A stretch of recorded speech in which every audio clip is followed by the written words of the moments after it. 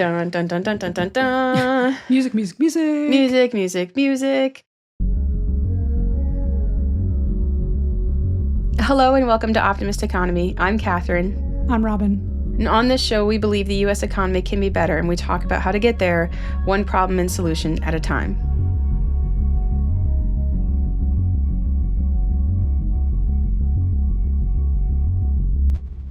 We're talking about a big problem this week. Big problem this week in a special episode, even though we only launched Yesterday. last week. Yesterday. Okay, last week. We're already doing a special episode, different from our regular weekly episodes, where we could talk about something that's, I say, more time sensitive or pressing than whatever topic we end up talking about in the pitch meeting, which this week is Recessions.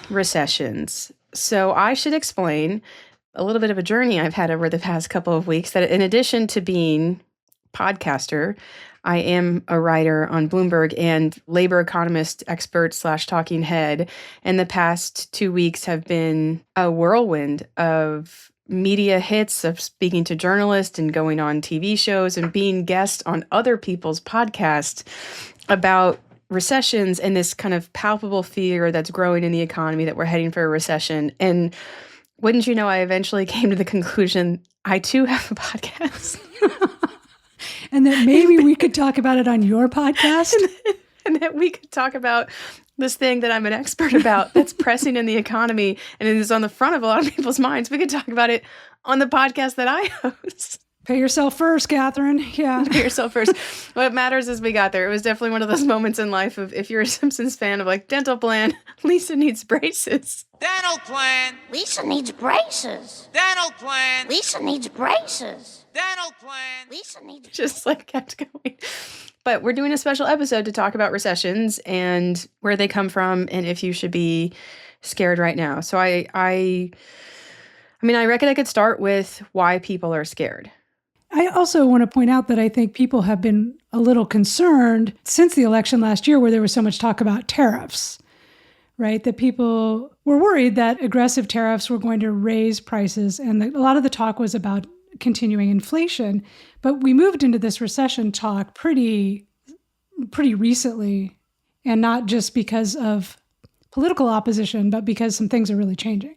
Yes. So quick primer on what is the economy. It's a very discrete definition. When we say the U.S. economy, that it's growing, that it's shrinking, it's, yes, mood and vibes and your sentiment matters, but the actual economy is measured as a specific number. It's a dollar amount estimate of its size, and it's made up of 4 things. It's just addition, C plus G plus I plus X sub N. C is consumption of goods and households. You're laughing? That's 4 things. I'm adding 4 things, and then you give me a formula, like a map. C plus G plus I plus it's C, G, I, X. There's 4 things that make up the economy. They're added together. C is the consumption of households. G is the consumption of the government. I is the consumption of businesses, which we call investment, capital investment. And then X sub N is your net exports. So what households spend, what the government spends, what businesses spend, and then your net exports, that is the sum total of your economy. Okay. Of those 4 things, the consumption of households is by far the biggest component. It's around 65 to 70% of our economy is everything that you and I buy, from beds to houses to haircuts to cars to whatever. Right. And this is when people say the American consumer is the basis of the U.S. economy. That's what they're talking about. That it is the biggest of those 4 pieces. That is the biggest of those 4 pieces. And what people do matters most. This is why when consumer sentiment comes out, it has such a kind of big attraction and draw. Because if consumers were spooked and pulled back on their spending, they wouldn't even have to have that many people do it to a large degree to actually reduce economic activity. Right. Okay. All right. So what people talked about with tariffs after Trump won at the end of 2024 was that the effect that they would have on the economy would be on prices. Right. But the tariffs that he announced were much bigger and aggressive and affected more countries than I think people realized. And so it's not that he's going to affect prices and people will pull back on spending. He's actually directly going to affect the size of the economy on this net export measure. So probably then both. Well, it's going to affect both, but the predictions of economic decline are coming from exports. So Okay. a lot of economic data has a lot of really weird lags. So some things come out almost in real time. Some of them have like 2-month lags. We measure economic growth in quarters. We're at the end of the first economic quarter, and we'll find out at the end of April how much the economy grew.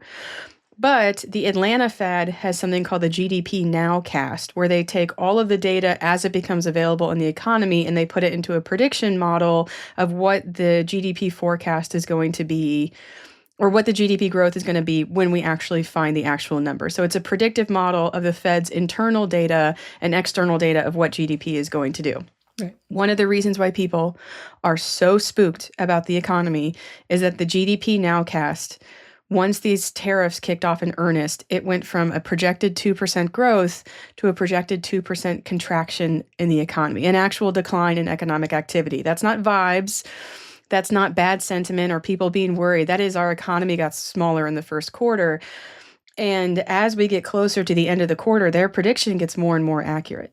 And it's March 24th as we're recording. It's March 24th. So we're a week from the end of the quarter. Is that right? Yes. And what tariffs are doing is, yeah, I mean, this is why they're awful economic policy. You know, you put a surtax on any good coming in the country is one thing, but you've also picked a fight with the country that you export to. So it's not as if we only import things and we don't sell anything abroad. There are lots of American producers whose primary market is an export market. And so what tariffs are doing is kicking off this tit-for-tat trade war with our largest trading partners, in which they are punishing our exporters and they're canceling their basically the goods that we should be selling abroad, we're not selling abroad. And that is going to hurt our economy a ton. Right. So that's where the fear is coming from. It's from Right. the decline in economic activity that tariffs is causing in real time. Now, how much it'll actually decline the economy, we won't know until the end of April. And that decline is just for the first quarter of this year. But that's on a projected annual. Yes. It's this funny thing we do to how we measure GDP is that we measure the quarterly growth at an annual rate. It's because we want to hit a target of about 2 to 3% GDP growth in a year. And so in the quarter, we just, make the number an annual number. So if the economy grew in the first quarter or shrank, in this case, probably, this is how much it would shrink over a year. So it's 2% decline on an annual basis. It's not 2% in a single quarter. Okay. That's a lot. And real fast. Yes, it switched on the 28th of February, and it switched from being around 2.3% to negative, and then it's vacillated between negative 1.6 and 3%. And the negative 1.6 to negative 3%, those are projected on an annual basis, which is just how we talk about GDP. One of the many ways economic statistics are obscured behind really unclear data and language that you'd have to have someone directly explain it to you to understand why we do that. So that's just yet another thing that we try to keep you from getting. And I just also want to say that there's a lot, it's not like there's good news coming out of all those other letters that you were naming, right? We've got very visible cutbacks in public spending, or attempting to make cuts in public spending and government spending. And we've got a stock market that's been on the skids. And if you read that Wall Street Journal story about the top 10% of consumers really being the bulk of the consumer spending in the United States, those are folks with money in the stock market who could easily also be even more spooked. I mean, it depends on how you want to look at it. By a lot of metrics, Trump took office with one of the strongest economies a new president has ever been gifted. I mean, he had 4% unemployment and price growth, whether measured from consumer prices, personal consumption expenditures, or producer prices, they were all below 3%. And this is exactly where you want an economy to be. It's strong. There's no risk of recession. He has basically the best conditions for a new president because the economy is good, which not to point out, but that was the exact conditions he had last time he was inaugurated too. I mean, he has inherited two extremely good economies.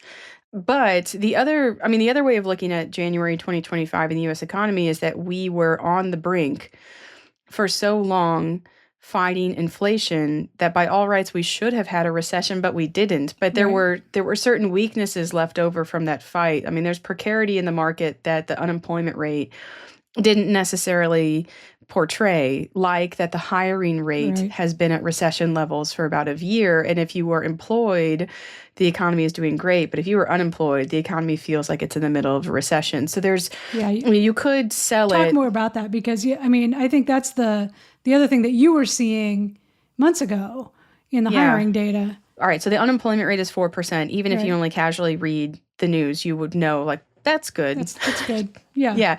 But if I told you the hiring rate is 3.3%, you'd be like, well, that's nothing. You could have said 50. I don't know. It means it's not the number. The number means nothing. But what the number relatively means is that typically when the hiring rate is at the level it is right now, the unemployment rate is around 8% as opposed to 4%. So we have seen a complete divorce of two things that should always trend together, that for the first time are not trending together, which is that unemployment hasn't increased, but hiring has basically fallen off a cliff. And if the unemployment rate, typically if the unemployment rate's at 4%, what would you expect a hiring rate to be? North of 4%. Mm-hmm. I mean, the labor market's always churning. Every month, no matter if the economy is in the best labor market you've ever seen or the worst labor market you've ever seen, there's always unemployed people. There's always a share of people that are getting hired and a set of people that are getting laid off. And what a recession tends to mean is that they just slow down or pick up in a certain way. But there's always a constant churn to the labor market. It's just, where is it starting to slow? Hiring slowing. The reason why it's so risky is, like, you dump 500,000 people into the unemployed from a set of layoffs, and you can spike the unemployment rate from 4% calm levels to 5% worrying levels. I mean, you could do that in 3 months. Mm-hmm. This is where a lot of the worry is coming from, especially because none of the Department of Government Efficiency activities have shown up in the labor market data yet due to the timing of the survey.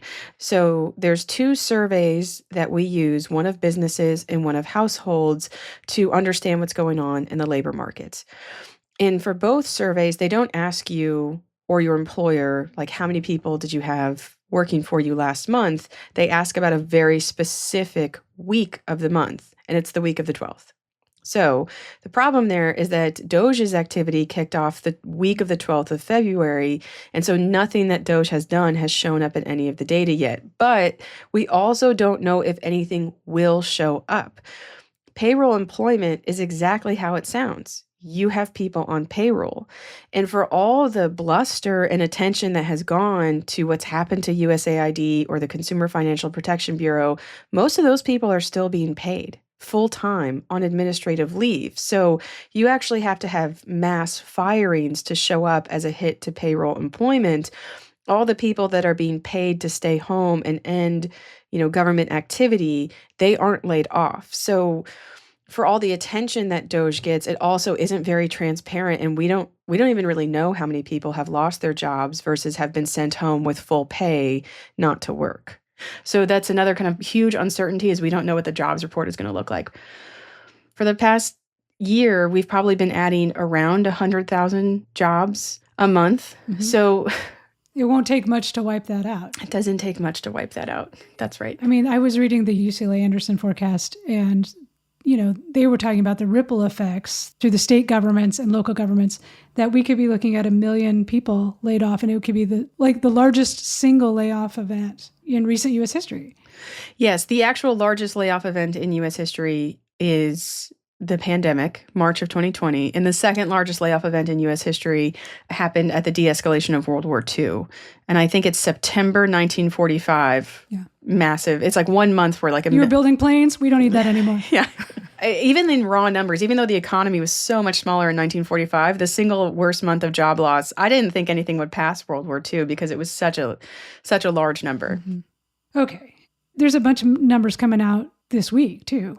Yeah. So here's how the timing of this is going to go in terms of bad news accumulating, because I think even with all the worries we have now, we still don't have a bad data release. Like we don't have Yeah. in hand on a piece of paper, this was a really bad number. But if we get those, we're going to get a lot of them over the next 2 months. So the first week of April, the first Friday in April, we'll get the jobs report. And that will show the first 3 or 4 weeks of Department of Government Efficiency activity, as well as any losses related with the early start of the tariffs. I'm sorry, and the jobs report is the unemployment report and the jobs added. Yeah, it's the unemployment rate. Okay. Those are the headlines. I mean, I always hit sidebar. I always get so many people like they never focus on the data that matters to people. I'm like, y'all, the data release has about 2,000 numbers in it, but yes, the headline numbers are the unemployment rate and the number of jobs added. Right. But I got one person on, I think it was on TikTok. They're like, they should count the number of people that have 2 jobs. I'm like, they absolutely do. It comes out every month. This is the schedule. You're going to have the first Friday in April, April 4th. You're going to get a jobs report that could be weak because it's going to reflect early tariffs and Department of Government Efficiency job cuts. Then within a couple weeks, you're going to start getting price reports where the tariffs effect on producer prices and consumer prices, to the extent that they're starting to take hold in the economy, they are going to start showing up in the first April report. And then at the end of April, we'll get an estimate of the first quarter's GDP, which for the first time since the pandemic is projected to be negative. Then throughout April and into May, we're going to start getting Q1 earnings reports from public companies. Right. This is also not going to be good because they're starting to feel the effects of tariffs. So even if their sales haven't gone down, their earnings can go down if they're eating the cost of tariffs before passing too much in prices onto consumers. So it's going to be very hard to have both a good price report and good earnings reports coming from these massive companies. But they're also going to talk about their projections about what they see coming. And what we know is that the uncertainty is making businesses completely crazy. They don't know what to do. They don't know what to plan for. Yeah. They don't know what to invest in. They don't know. And the result usually in that situation is they do nothing, right? Yes, and especially not hire. Especially not hire. Oh, they're certainly not going to start hiring. And they might, this is the thing. You have a bad earnings report and companies feel the pressure to like lay off 5% of people just to look like they're keeping a hold of their costs. Like it's just no good decisions are made. And the kickoff to all of this is April 2nd is when Trump wants to launch a whole new round of tariffs on a bunch of other countries. So it's just, I see very few bright points from economic data for the next 2 months. That doesn't mean the economy is in a recession. But man, if you tank the mood and the confidence of household consumers, that is enough to push us into a recession. So I would have said 2 months ago, like, y'all, we're fine. Like, we beat back inflation. The economy is fine. Like, we don't need to have a recession right now. And now I got to say, the thing that worries me the absolute most is that Trump is already talking about owning this recession. Like pain, he said pain is necessary. I have never heard a president say pain is necessary. Yeah, I mean, they're making no bones about it that this is an attempt to just completely overhaul the entire U.S. economy. So it's not like they're underselling it, but it's also not like they're doing it on a long runway, right? Which gives businesses and individuals time to plan and adjust. And also, none of what he's doing is economically beneficial or necessary. Cutting off our trading partners and starting trade wars with people who we have good political relations is not good. We're not getting anything out of this. I mean, the silence of the business community is really interesting to me. I'm like, so you guys really will sell everything you own in the world for a lower corporate tax rate. But like, when are you going to get upset by how this is affecting your bottom line? Because it certainly is. I mean, what it's going to do to agriculture? I mean, agriculture also already taking the hit from the immigration stances and not being able to get the labor that they need. But huge amounts of exports are agricultural products. All right, so let's say Trump announces tariffs on Europe on April 2nd. I mean, he's told them that it's coming. He's going to hit them with some arbitrary number that's not derived from any economic reasoning. I mean, it's not as if this is what industrial policy is supposed to look like. You hear from wine producers in Northern California, like Napa, Sonoma, whatever else is up there. I don't know if anything else is up there. What goes on in California, Robin? They'll be fine. Okay, you hear from California wine producers that France is being unfair. and that the U.S. needs to do something because France is being unfair in the export market, or if they're flooding the market with champagne, which to me, I'm like, this sounds like a great problem.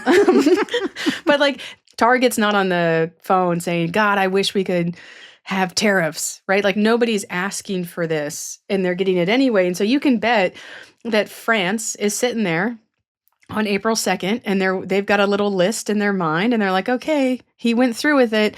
And they're like, you can imagine like the almost cartoonish scroll that they like. I imagine France has like a scroll and they're like, and they like roll down their scroll and they're like, and here's our retaliatory tariffs. Mm-hmm.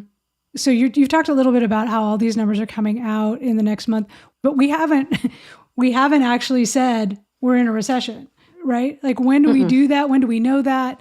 And really, do we feel like we're in a recession long before we actually get diagnosed with a recession? Yeah. Ding, ding, ding. Yeah, exactly. So recessions are officially declared by the National Bureau of Economic Research Business Cycle Dating Committee, which is a group of, frankly, self-appointed economists who monitor the activity, all economic activity in the U.S., and they determine if there's been a recession. There's a lot of like interesting things about this business cycle dating committee. First off, it's not a government agency, no government accountability, which means if you're like catching my drift or picking up what I'm putting down, Trump can't fire these people. He has no leverage over them. Oh. So this is just a group of independent academic economists who look at the, what is he going to do? Yeah. Nothing. It's not a government agency. So no Zoom meetings for you people. Yeah. Yeah. You actually have to grade papers now, like executive order. That would probably devastate them. But this group of economists at the National Bureau of Economic Research, they're affiliated with a bunch of different schools, but this is a group that comes together.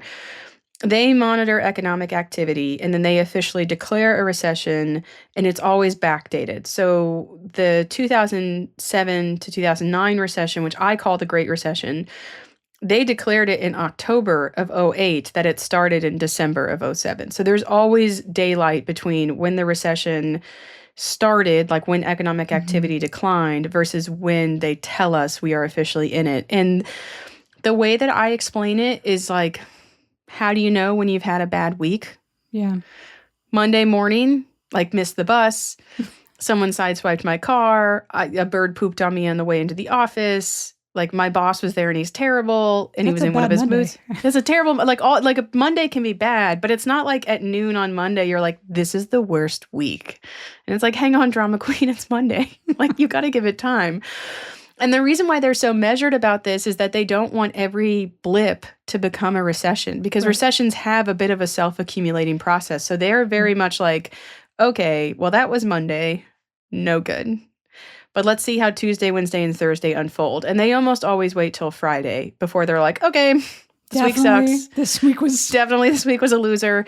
It's official. This week sucks. In the case of the Great Recession, it sounds like 3 quarters that they waited until. Yeah, and that one was one where it could have gone either way. The data at the start of the recession through the start of 2008, I mean, there were some, unemployment was ticking up, kind of like it is now. Hiring was ticking down, kind of like it is now. The stock market had some measured volatility, kind of like it is now. And then you had the financial crisis. Right. And so once the financial crisis hit, it was just a matter of deciding when the decline in economic activity began. So not when the decline in economic activity reached its peak, but when did the decline begin? So I think based on the economic data we have, the reason why people are so antsy right now is that March is going to give off potentially economic data a bunch of economic data that would say they're going to tell us. Yeah, they're going to tell us at the end of summer, like, yep, it was March. If the data gets bad enough, they'll tell us sooner. I mean, for the COVID pandemic recession, that was a 2-month recession. They were like, okay, so the economy shed 15 million jobs in March. But they did not wait until November to be like, so yeah, it was definitely a recession. Like, yeah, we all knew. They all knew. And they told us quickly. Well, and that's a little different, I think, from where we are now, right? Which is like, this moment to me feels a lot like I remember 2007 feeling when, I was working, but I knew that in the industry I was in, there were layoffs coming and there had been layoffs. And I thought, okay, it's time to like really figure out, do I actually need to have this Netflix subscription or whatever? And I did very deliberately cut a lot of my own spending and saved a lot of money because I really didn't know what was going to come in terms of my job. Yeah. And, that's a little bit what this moment feels like to me. And I'm guessing I'm not alone. No, I mean, I was on MSNBC this morning. Early this morning. I'm still grumpy about it. I'm in a chair at 6:05 getting hair and makeup done because network they make you do hair and makeup. So I'm sitting there with like curlers in my hair. And I make the joke I always make, which is you don't have to try that hard. I'm an economist. Like, really, nobody's expecting me to look that good if it says economist under my name. And she's like, oh my God, you're an economist? So is a recession coming? Do I need to like stop spending money on the fun shit I like spending money on? And I was like, oh my God. Oh, we gotta. It's a great question. And I think it's part of a broader question of how do recessions affect you, person in the economy? Are you supposed to do something in recessions? Well, there's nothing that you have to do or are supposed to do. During recessions, there is a heightened risk, especially at the start of the recession, for layoff. And most people associate recessions as a time when a lot of people lose their job. But that's not true. Recessions are actually a time when it gets really hard to find a job. The spike in layoffs that kind of kick off a recession don't last for that long. So you'll maybe have 3, possibly 6 months where layoffs are higher than they normally are. But getting all of those people out of unemployment takes a really long time. And what characterizes recessions is it taking a long time to find a job. Mm-hmm. So, but what you were saying about hiring data suggests that that's already the case. Yes, right. Which is why a recession right now, it's like kindling. Yeah. You just throw a match down and it could light really quickly because we typically, hiring slows down leading up to recessions, but not this bad. Mm-hmm. But, you person in the economy, the thing no one really talks about in recessions is that if you don't lose your job, you're probably fine. Mm-hmm. If you don't lose your job or your partner doesn't lose their job, you're fine because your income hasn't declined. What happens in recession is you have a large mass of people whose income has declined and they have a drastic reduction in spending. And so your posture as like person towards recession is how likely do you think it is that you could lose your job? Mm-hmm. Arguably, you might not know.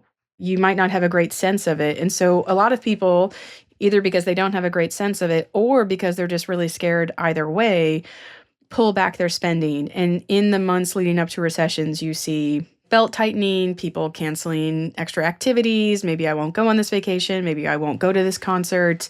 I'm going to put more money to savings, pay off my credit card, and do all those things. But, funnily enough, all that stuff does pull back economic activity. So some of the decline in household consumption that you see in recessions are the households that are directly affected by layoff and job loss and unemployment.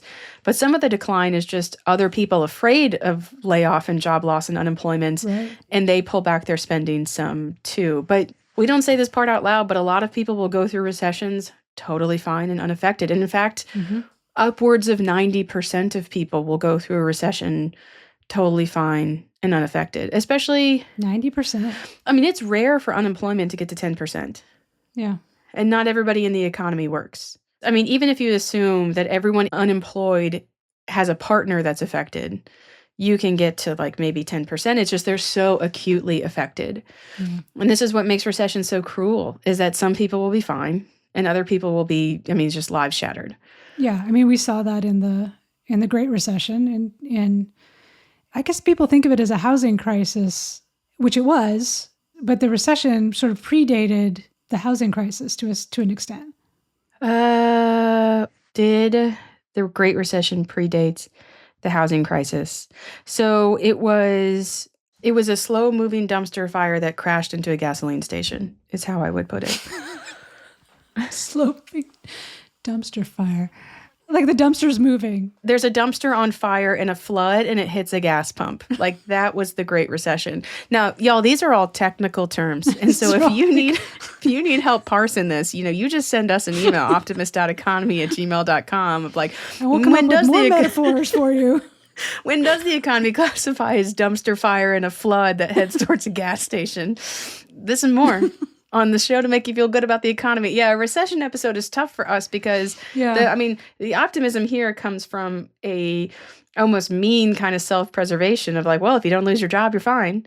But that's mostly true. I will say everybody is affected by a recession because the slowdown of the labor market's churn can hit you in ways that you don't see.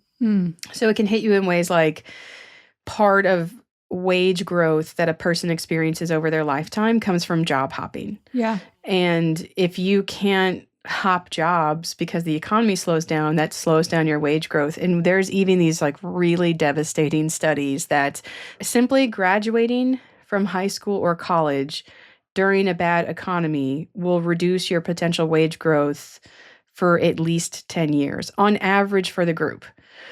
And it's not just because some people in the group couldn't find a job, like the class of, no class in U.S. history has probably had it worse than the class of 2009 and the class of 2020. Yeah.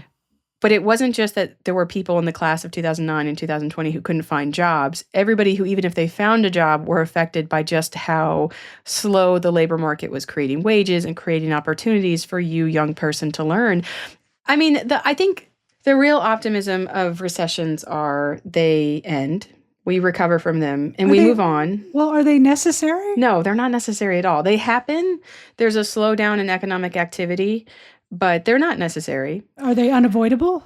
We live in a capitalist economy that has business cycles. And so I would say recession's always coming because we will have a recovery, expansion, recession, recovery, expansion, recession. We go through this cycle. But the last 25 years have seen, even the last 50 years, you've seen a real slowdown of that process. So the length of the business cycle expansion has gotten longer. So it's not that we can avoid recessions, but we can, and mostly do, try as hard as we can to avoid them because it does inflict pain on, and it concentrates that pain on job losers in the economy. But when businesses close, it's a hard time. But the good news is is a U.S. economy. It's not like if you lose your job, that means you never get to work again. Or if your business folds in a recession, no one will ever let you start a new one. We are an economy that is always churning, and you can be thrown out, but that doesn't mean you have to stay out. And in fact, our economy does tend to bring people back in pretty quickly. To go back to your good week, bad week, metaphor, is there a point at which we're going to be at the point of no return on a recession? Do you have a sense of when that? It's hard because the policy, let's just say the policy environment is very dynamic right now. Oh my God. Says the former journalist that probably had to speak to both sides of an issue. This woman said to me yesterday, I thought this was great. There's an app called Watch Duty, which if you were tracking fires, it's a great little app if you're in a natural disaster, and they have a staff of people, and it shows you the fires all over say Southern California, where I happen to live. And she said opening the New York Times right now is like opening Watch Duty. How close is that? How close is that one? Yeah, I'm a Gulf girl, so I'm like, oh, hurricanes, you tend to have an 8-day notice. Here could be coming. You're just watching the hurricane get closer and closer, and it's just a question of when it's going to make landfall and if it'll get stronger or weaker when it does. Yeah. So is this a fire, or is this a firestorm, or is it a hurricane? And when's it going to make landfall? Just one Optimist Economy to decide either way if we think recessions are fires or hurricanes, as we endeavor to make people feel empowered in the economy. Damn it, recessions are hard. In looking back, this will be hilarious to me if we start a podcast called Optimist Economy and they go back and date the recession to starting this month. Yeah, totally. That'll be we are good at this. We're going to change our logo to be like, I know. Oh man. So the reason why there's daylight between having a bad Monday and being in a recession is because this gives policymakers a chance to stop a recession before it comes. And we all experienced this after inflation, that prices hit really high levels, and you saw the Fed do interest rate policy that was meant to hurt the economy.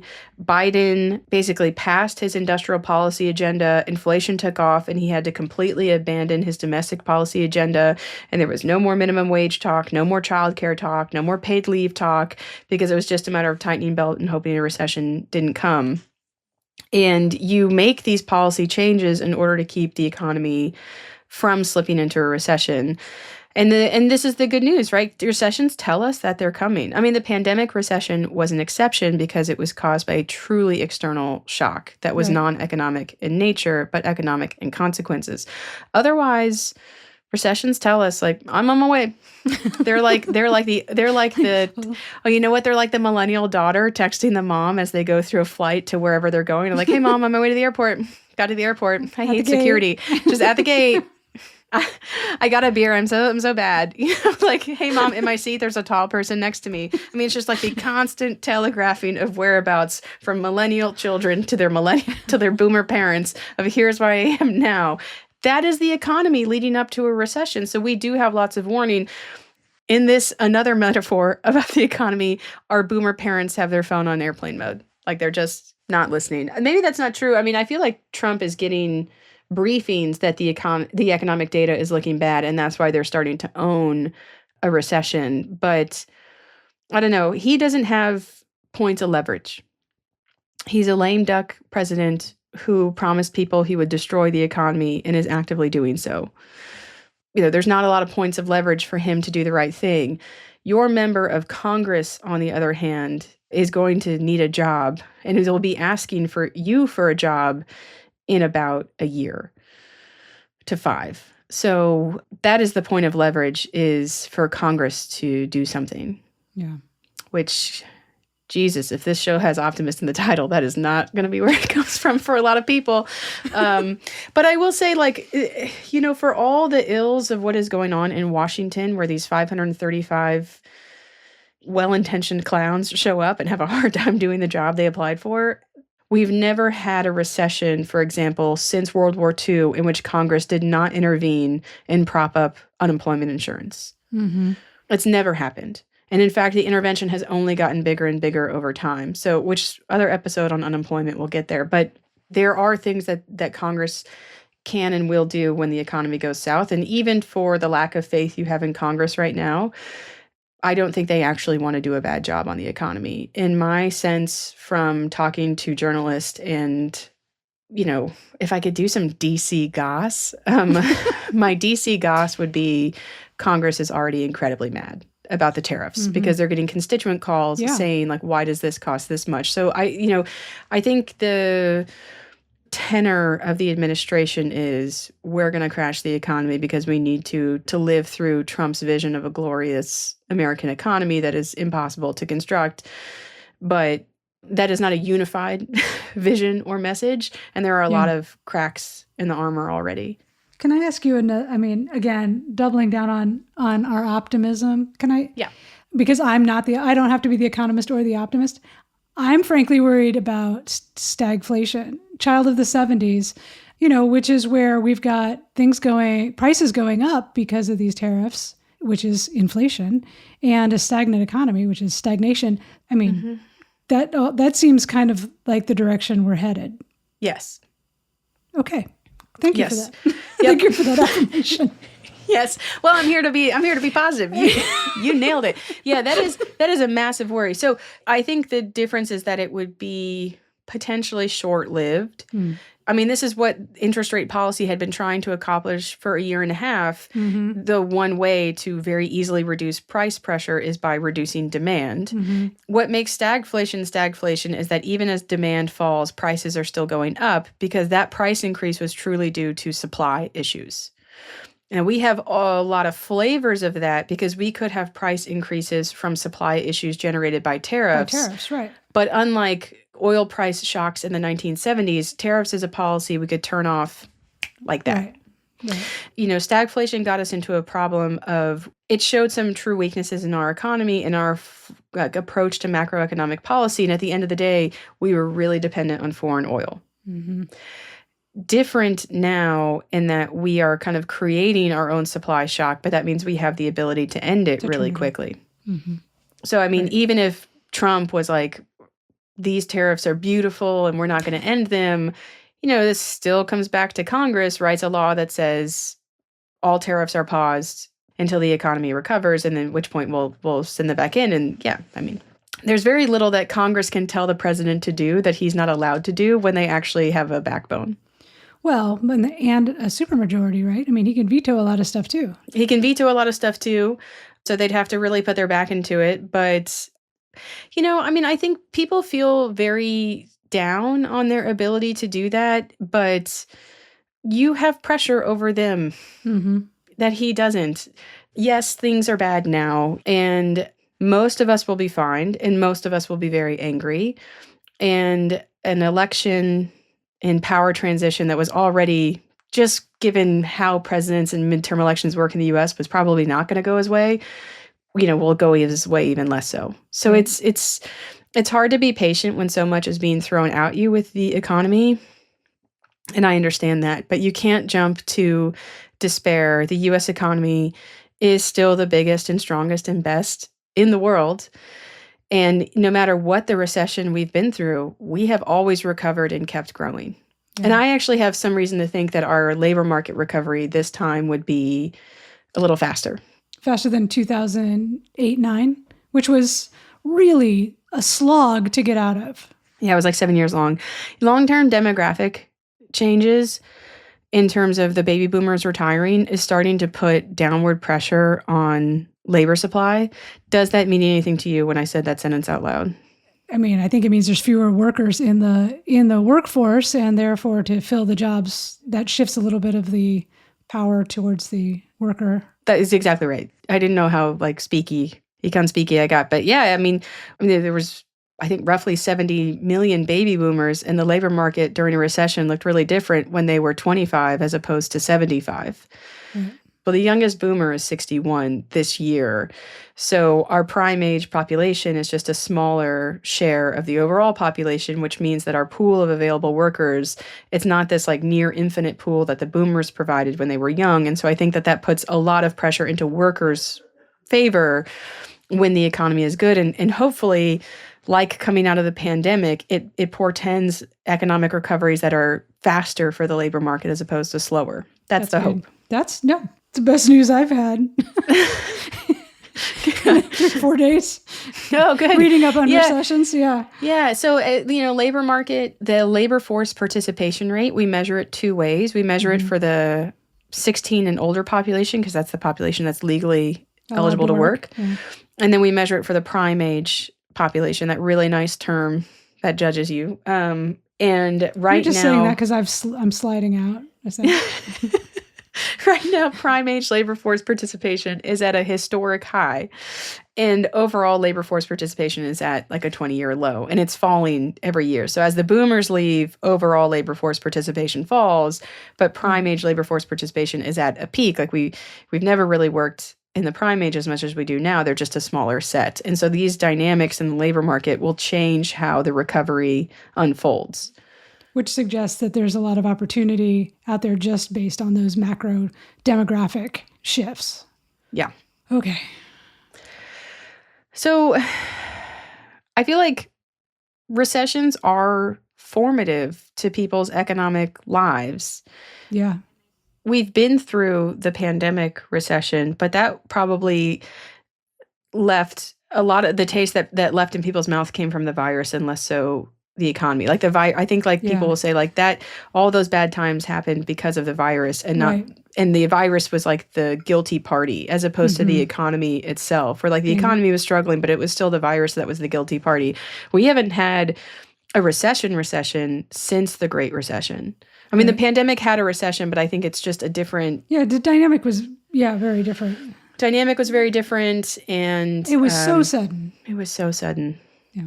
I got to tell you, it was the harshest return from maternity leave that you could possibly imagine, especially if you had, in order for your mental health, checked out of the news. So welcome back. I showed up to work. I just remember the office was completely empty. And I was like, where is everybody? And they were like, what the hell are you doing here? Because my office had a COVID scare before the actual shutdowns. Oh. And so I went in not knowing that there had been an email saying, there's been an exposure, nobody come to work. And I was like, but I'm here with my baby, so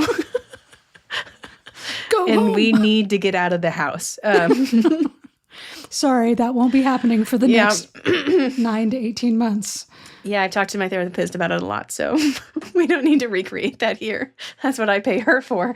I think we wanted to do this special episode to talk about recessions, to, I think, tell you straight that it's not great, but it doesn't necessarily mean disaster for everyone in the economy. And even for the people who experience job disruptions, it doesn't necessarily mean disaster for them, because you have the greatest ice up your sleeve, which is the strongest and biggest economy in the history of the world.